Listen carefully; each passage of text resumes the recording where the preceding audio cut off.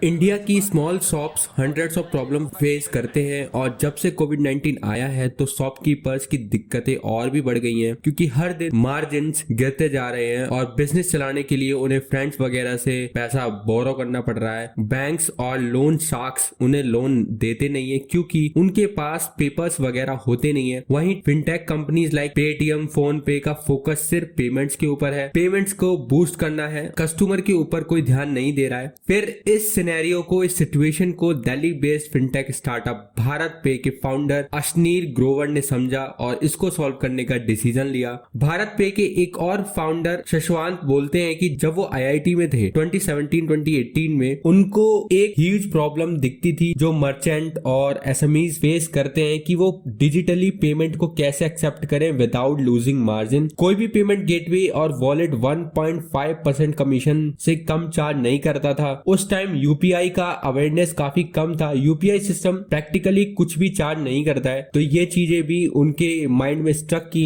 और उन्होंने सोचा कि एक ऐसा प्रोडक्ट बनाएंगे जो यूपीआई को लेवरेज देगा ताकि मर्चेंट्स को कोई भी चार्ज पे ना करना पड़े और अपने प्लेटफॉर्म को मोनेटाइज करेंगे थ्रू द फाइनेंशियल प्रोडक्ट। ऊपर से अक्टूबर 2020 में आरबीआई ने इंटरऑपरेबल क्यूआर कोड को शिफ्ट करने का बोला। मतलब अपने ब्रांड्स खुद का क्यूआर कोड यूज करते थे लेकिन आरबीआई ने बोला ऐसा क्यूआर कोड बनाओ ताकि सारे यूपीआई एक्सेप्ट हो सके, सभी अदर कंपनी की तरफ से भी यूपीआई एक्सेप्ट हो सके। तो शाश्वत ने इसका सोल्यूशन भी ढूंढा कि एक ऐसा क्यूआर कोड बनाएंगे जिससे सारे पेमेंट ऐप यूज कर सके। शाश्वत को नहीं पता था कि इन सब चीजों को कमर्शियलाइज कैसे करें। तो वहीं अशनीर ग्रोवर की एंट्री हुई as a senior IIT Delhi में। शाश्वत के पास टेक स्किल्स थी, ग्रोवर के पास sense of strategy and execution था। फिर वहीं से भारत पे का बॉन्ड हुआ। शाश्वत ने ड्रॉप आउट किया आईआईटी को भारत पे के लिए। ग्रोवर ने 7 साल कोटक इन्वेस्टमेंट बैंकिंग में काम किया था जहां ग्रोवर को सिखाया गया था कि बिजनेस को कैसे बिल्ड करें बिल्कुल स्क्रैच से। ग्रोवर ने नियरली 2 ईयर अमेरिकन एक्सप्रेस में भी काम किया था जहां पर वो हंड्रेड्स ऑफ फाउंडर से मिले थे जो कि पेमेंट इंडस्ट्री से ही थे। तो उन्हें काफी नॉलेज हो गई थी इस इंडस्ट्री की। भारत पे 2 इनसाइट से स्टार्ट हुआ था। पहला, मार्जिन कम होता है रिटेल में। दूसरा, शॉपकीपर सर्विस के लिए पे नहीं करेगा बट उन्हें रियलाइज हो गया था कि लोन का इंटरेस्ट तो पे करेगा। तो बस वहीं से 2018 में भारत पे लॉन्च हुआ। अशनीर ग्रोवर और शाश्वत इसके फाउंडर थे। स्टार्टिंग में मर्चेंट फोकस्ड क्यूआर कोड से उन्होंने स्टार्ट किया। फर्स्ट मंथ में ही उन्हें 1000 मर्चेंट्स मिल गए थे और वो लोग 0 ट्रांजेक्शन फी चार्ज कर रहे थे। मर्चेंट्स 15% के मार्जिन से ऑपरेट करते हैं तो इतने कम मार्जिन में ट्रांजेक्शन फी देना ऑब्वियसली मर्चेंट के लिए मुश्किल हो जाता है और यहाँ से भारत पे को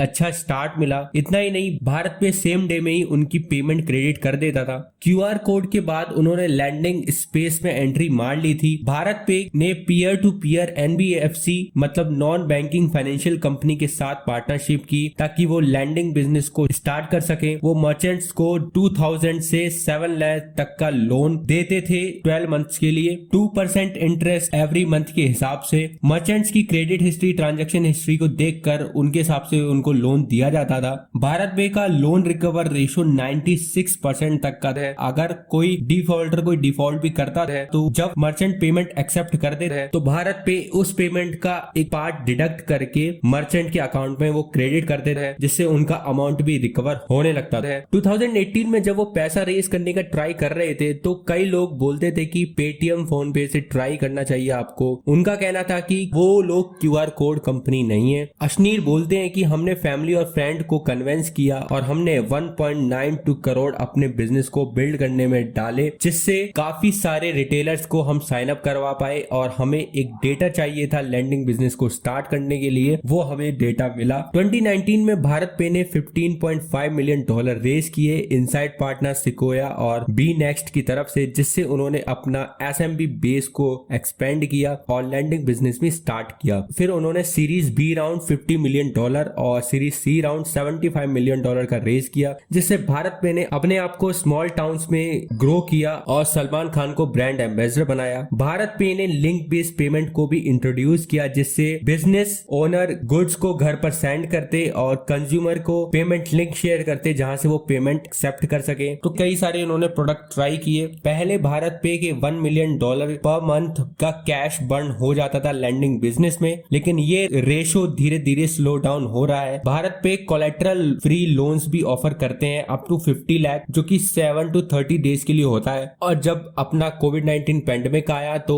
डिजिटल ट्रांजैक्शन को काफी पुश मिला, जिससे भारत पे की भी अच्छी खासी ग्रोथ हुई। भारत पे 106 million plus UPI transaction per month करता है और मोर देन 1600 करोड़ वर्थ का लोन डिस्बर्स्ड कर चुके हैं। और ये सब कुछ हुआ है सिर्फ 3 साल के अंदर अंदर। भारत पे अब नंबर 3 फिनटेक प्लेयर है इंडिया का। भारत पे का कहना है कि हमारी एबिलिटी है न्यू प्रोडक्ट्स लाने की और उनको स्ट्रांगली एग्जीक्यूट करने की। भारत पे अब तक $680 मिलियन रेस कर चुके हैं अपने 9 राउंड्स के अंदर। भारत पे ने अभी $370 मिलियन रेस किए अपने फ्रेश फंडिंग राउंड में टाइगर ग्लोबल मैनेजमेंट से, जिससे भारत पे की टोटल वैल्यूएशन $2.85 बिलियन हो गई, जिससे भारत पे इंडिया के यूनिकॉर्न क्लब में शामिल हो गया और वह एक यूनिकॉर्न स्टार्टअप बन गए। भारत पे का एम है कि वो 5 टाइम्स से ग्रो करें और टोटल पेमेंट वैल्यू $300 बिलियन को क्रॉस करे मार्च 2023 तक। साथ ही जो लैंडिंग बिजनेस है उसमें $700 मिलियन का लोन डिस्बर्स करने का कमिटमेंट किया है। साथ ही भारत पे ने बोल दिया है कि वो 2023 तक 300 सिटीज तक पहुंच जाएंगे।